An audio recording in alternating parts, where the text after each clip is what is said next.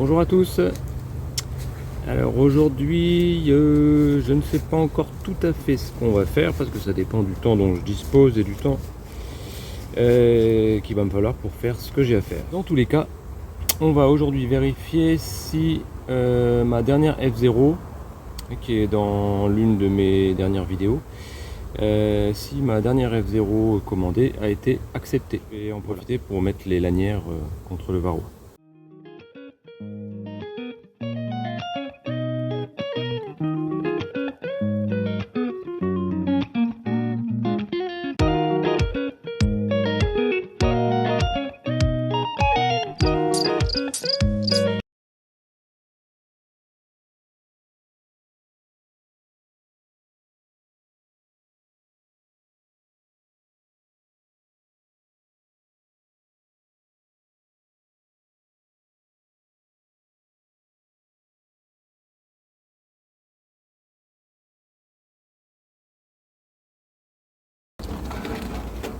Donc elles ont mangé tout le candy, sans surprise.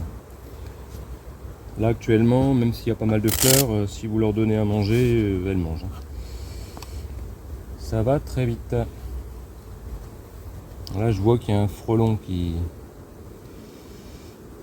stationne devant les entrées.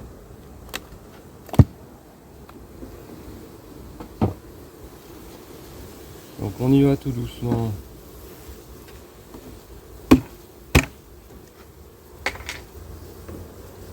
Pour éviter de l'effrayer. J'essaie de ne pas mettre de fumée, mais aujourd'hui il fait chaud et lourd. Donc je pense qu'elles vont avoir un mauvais caractère.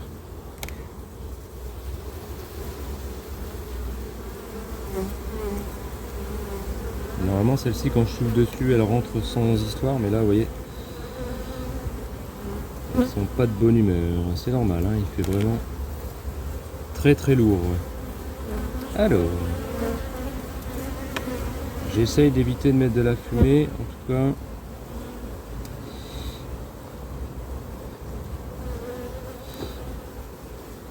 Pour elle comme pour moi, c'est mieux. Alors là, on a un cadre. Ah oui, j'avais mis ça. Ils ont commencé à le bâtir au milieu. Je sais pas si vous vous souvenez de ce cadre-là, avec ces deux parties-là. Bon, ils vont le construire avant la fin de la saison. Hein.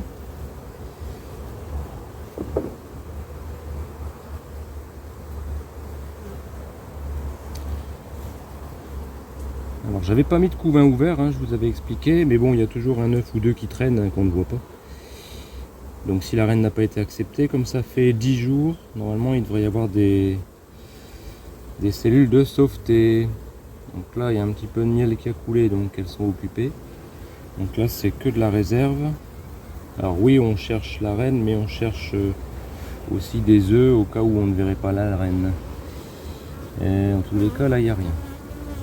Donc celui-là, je vais pouvoir, c'est que de la réserve, donc je vais peut-être pouvoir l'intervertir avec celui d'avant.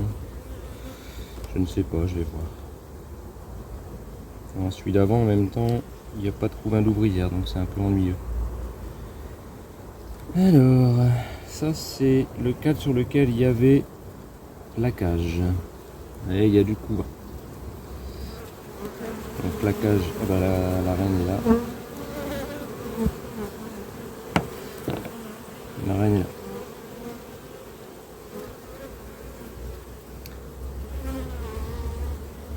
Donc elle a le numéro 66.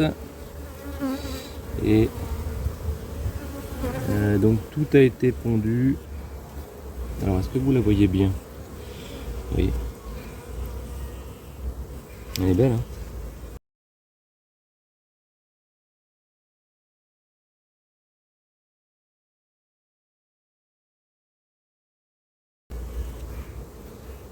Voilà. Donc là, pour ainsi dire, on est quasi tranquille. Elle est calme, les abeilles sont calmes, donc tout devrait bien se passer. Si je ne fais pas de bêtises, en tout cas. Donc là, tout a été pondu, et de l'autre côté, c'est du couvain ouvert. Ici, c'est du couvain ouvert. Vous devriez le voir, je pense. Je vous rapproche. Donc elle a déjà bien travaillé. Avant de la remettre, on jette un petit coup d'œil pour voir où elle est. Alors ce que je vais faire pour pas la déranger deux fois, c'est que je vais simplement remettre les cadres comme ça, et puis le cadre que j'ai sorti en premier, je vais le mettre de l'autre côté.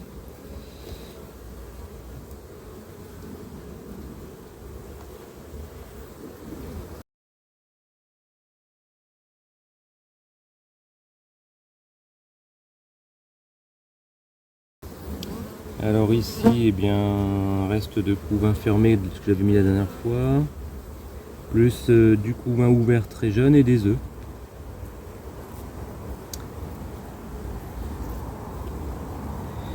Et là, alors comme j'avais pas mis du tout de couvain ouvert la dernière fois, hein, ça c'est son couvain qui est en train d'être fermé. Puisque là ça fait 10 jours que la reine a été insérée. Vous voyez, on en est déjà là. Ce qui veut dire que dans 11 jours, un petit peu moins pour les premières operculées, il y aura déjà les premières naissances de la reine. Tout ça dans votre tête, quand vous visitez vos ruches, il faut que ce soit automatique. Les délais, les dates. C'est important que vous compreniez exactement ce qui se passe dans une ruche, surtout en l'absence de reine, en l'absence d'œufs, en l'absence de couvain, etc. Et donc là,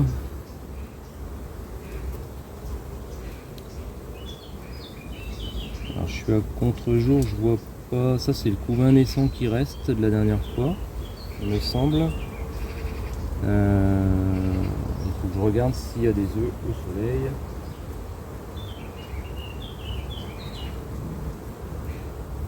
Donc sur ce cadre-là, il n'y a encore rien. C'est-à-dire que pour l'instant, il y a 2 cadres de couvain qui viennent d'elle.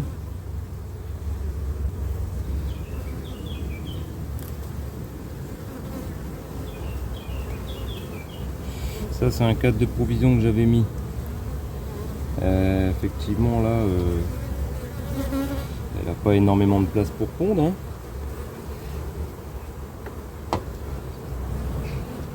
Et ici, celui-là, il est un petit peu plus vieux, mais au moins, elle a de la place pour pondre. Donc, je vais le mettre ici. Bon, de toute façon, je le sortirai l'année prochaine.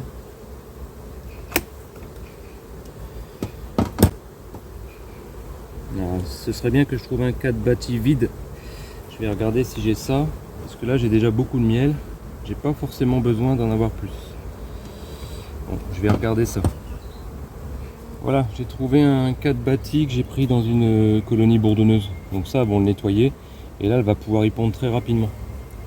Je vais même l'insérer un peu plus au centre.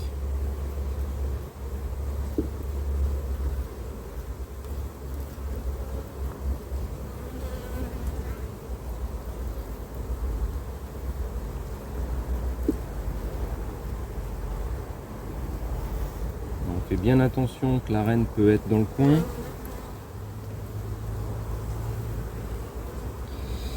On l'insère tout doucement. L'avantage, c'est qu'il est bien plat. Et on l'insère vraiment doucement.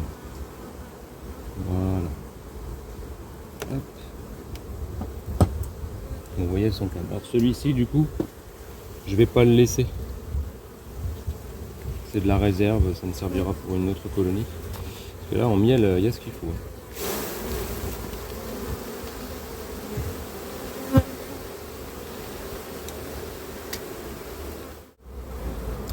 Alors le traitement,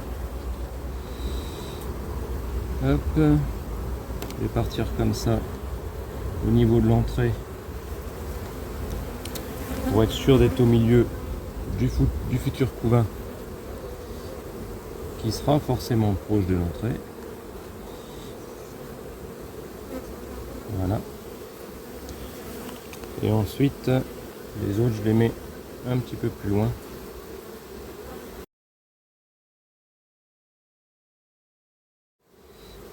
Et sur l'intercadre d'à côté.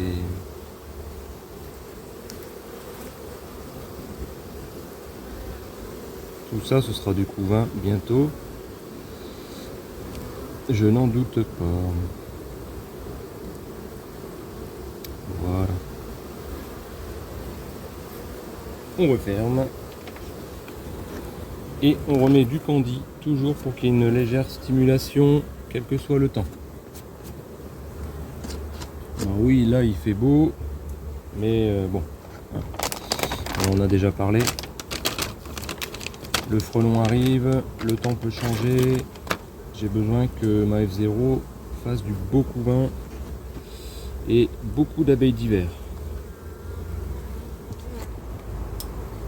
Donc je ne lésine pas avec le nourrissement en ce qui concerne ce genre de reine.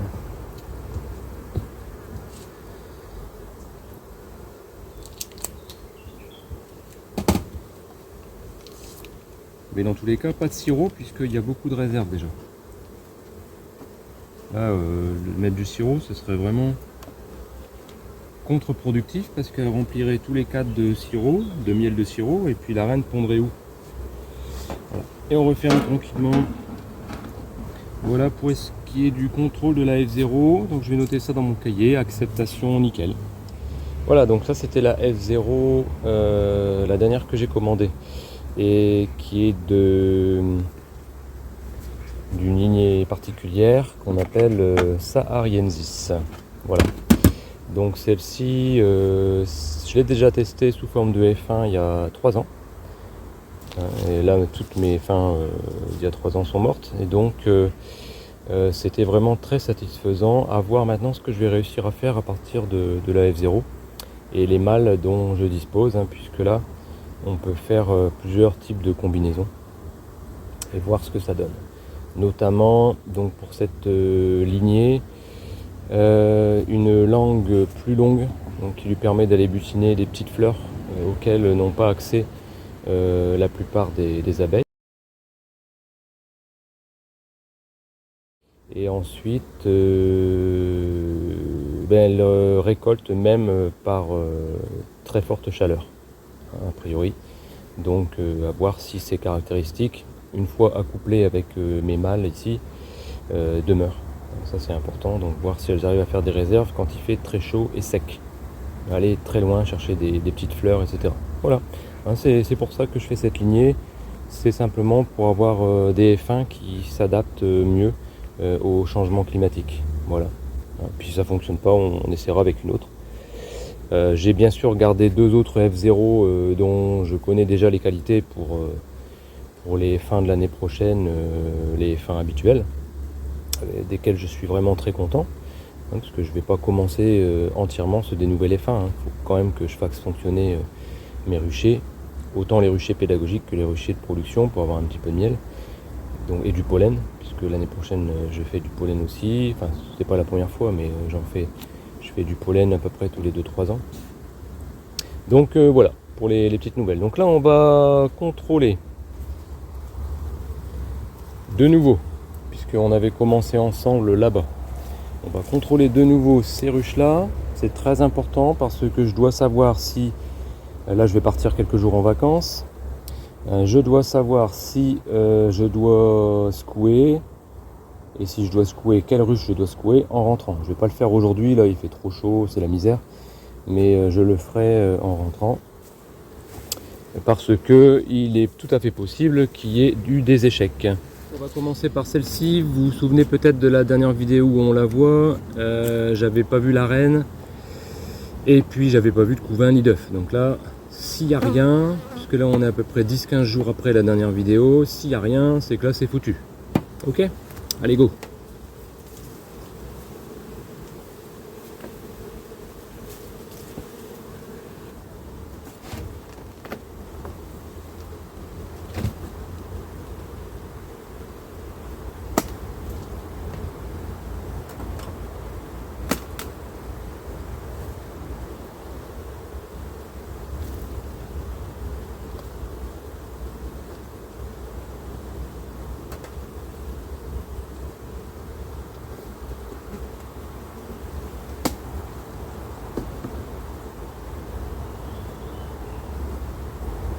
Si elle ne me donne pas de couvain, si je n'ai pas de reine fécondée, au moins j'aurai des réserves. Hein. Tu vois, il y a du miel. Encore un cap de miel.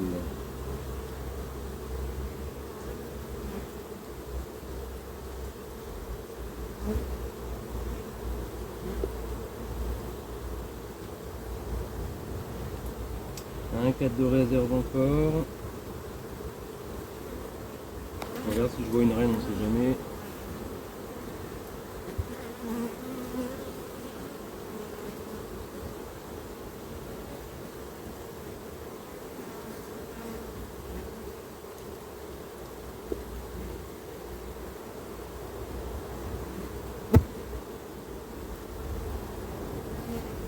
Donc là c'est pas très bon signe, j'arrive au milieu, je vois toujours pas de couvain et pas d'œuf. Donc je vous le dis, ça c'est pas bon signe.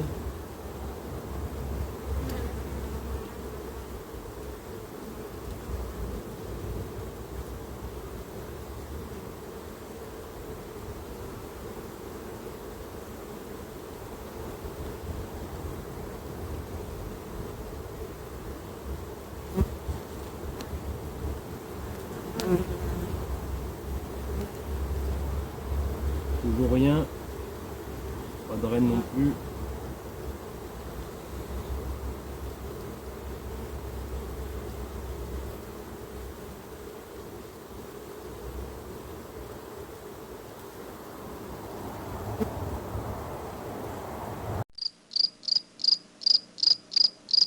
Ok, donc là on referme, on laisse tel quel. Je ferai ça un peu plus tard. Donc je la secouerai et puis je garderai cette ruche là pour insérer tout de suite une ruchette.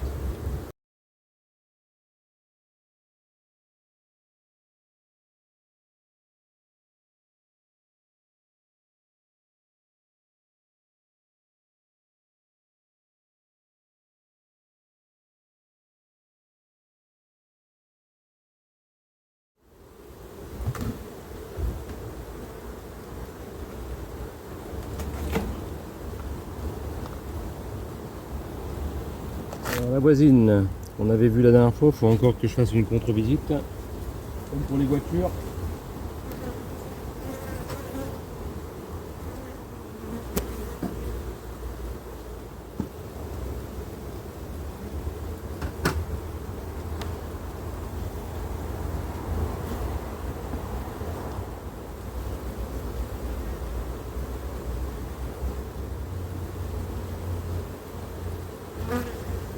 Là, on a du couvain.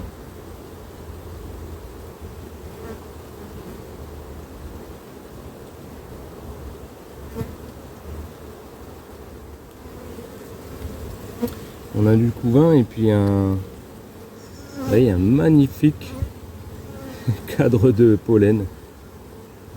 C'est beau, hein. J'ai laissé la place pour mettre un cadre supplémentaire. Parce qu'elles sont que sur 7. Beau couvain. Là, c'est ce que j'aurais dû avoir à côté aussi. Je ne sais plus si je l'avais marqué celle-là.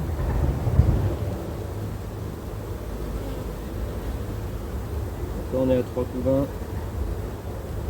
Les 4 sont lourds de miel. Elle fait encore des mâles. 4 couvains, 3 couvains, pardon.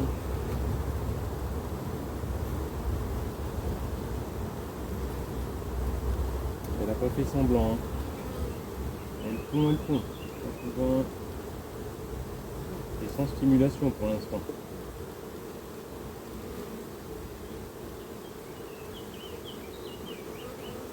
Là, c'est pondu. Elles sont en train de se réorganiser pour lui laisser de la place.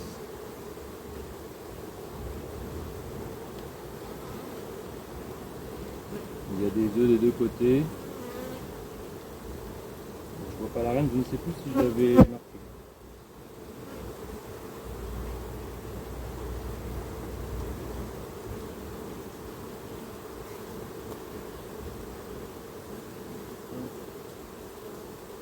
Et là après on est sur de la réserve.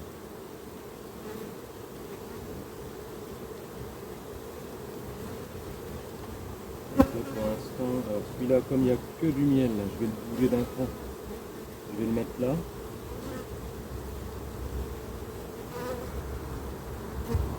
Toujours pour essayer d'avoir un couvain qui soit centré par rapport aux provisions. En tout cas, j'ai pas vu la reine, j'ai pas vu la marquer. Là, c'est encore des provisions.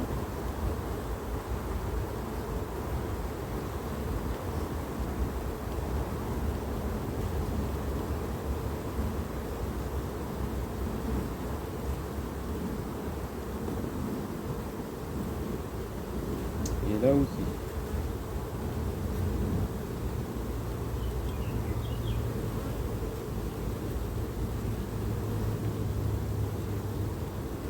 Je vais essayer de trouver un cadre bâti à mettre ici.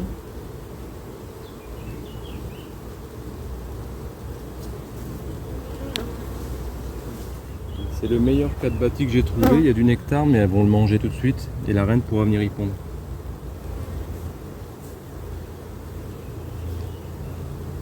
Là, actuellement, j'ai beaucoup de cadres de réserve, mais j'ai pas beaucoup de cadres avec des cellules vides.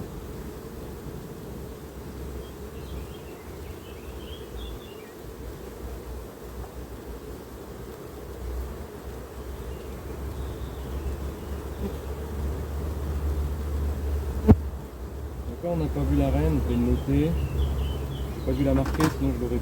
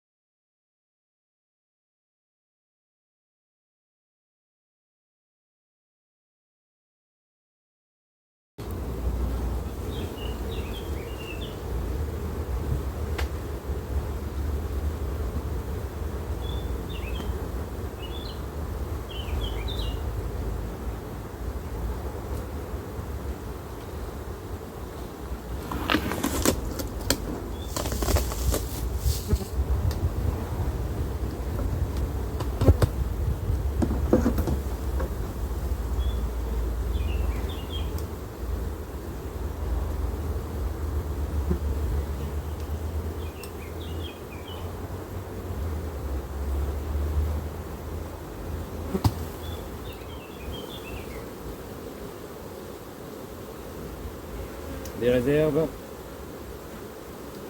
Et là, je vois que j'ai du couvain.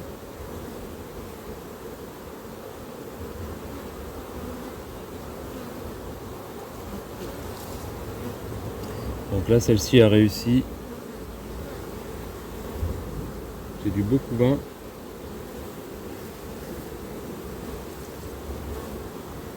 On va essayer de trouver la reine pour la marquer.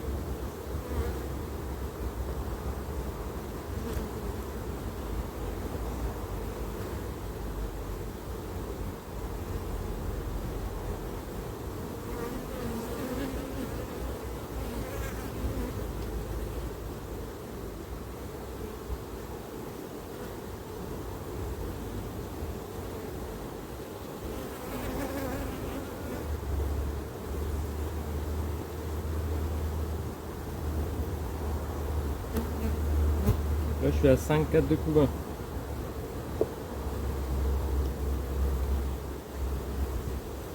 6.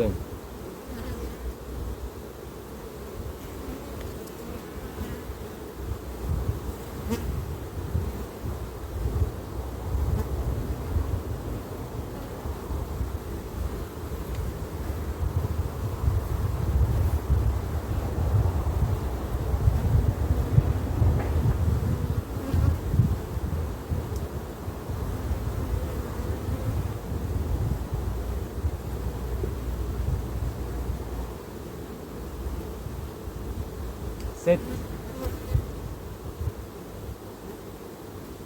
Beaucoup de provisions, mais du couvain ici.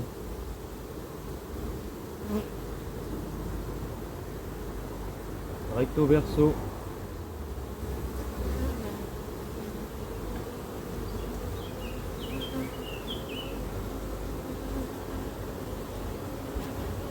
Et un cadre de réserve.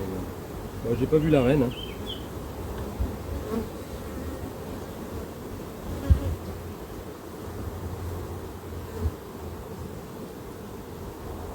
Ah bah elle est là.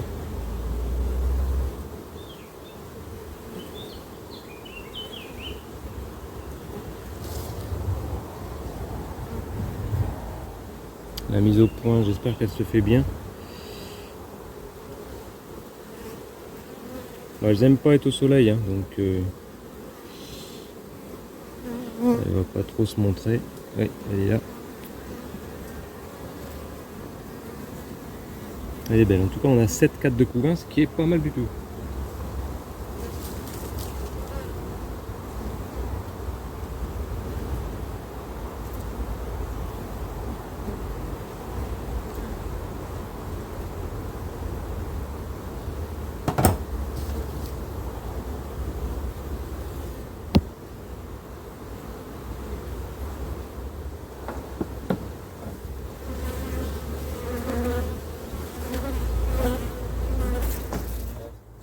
Cadre à lécher.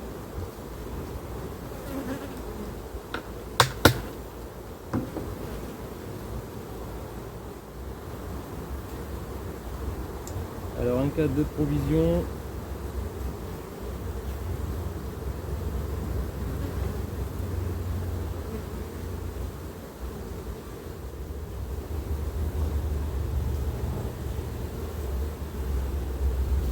Deuxième cadre de provision. Avec un peu de couvain de mâle en bas.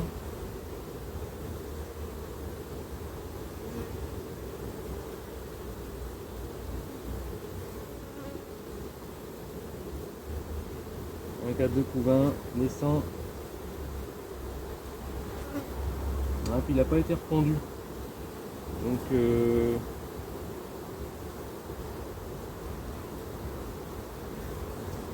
voyez, celle-là par exemple, elle aurait besoin de stimulation. Toutes les colonies ne réagissent pas pareil en fin de saison. Donc, un cadre de couvain, 2 cadres de couvain.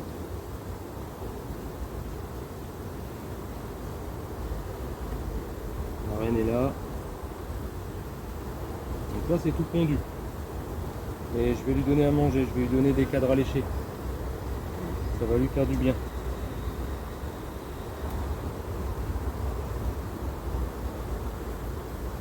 Trois cadres de couvain pondus.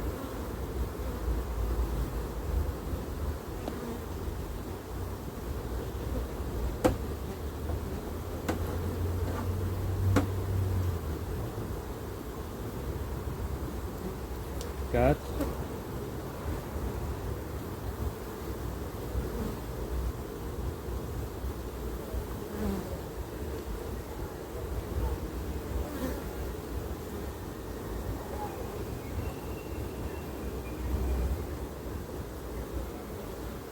Là, elle est venue pondre aussi. Ouais. Donc on a 4 cadres de couvain, un cadre d'œuf.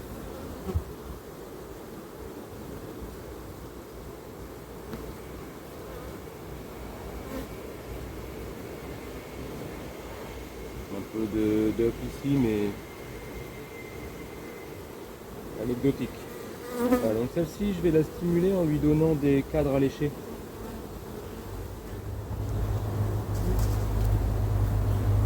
Vous voyez, dans les hausses qu'il y a ici, il y a du miel.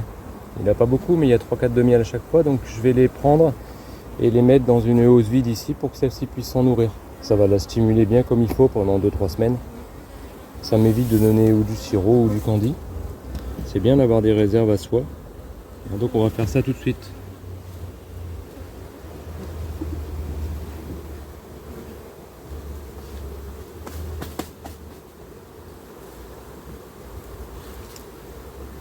Donc vous voyez, ça c'est un cadre qui me sert de cadre de réserve. Je le mets au-dessus des nourrisseurs.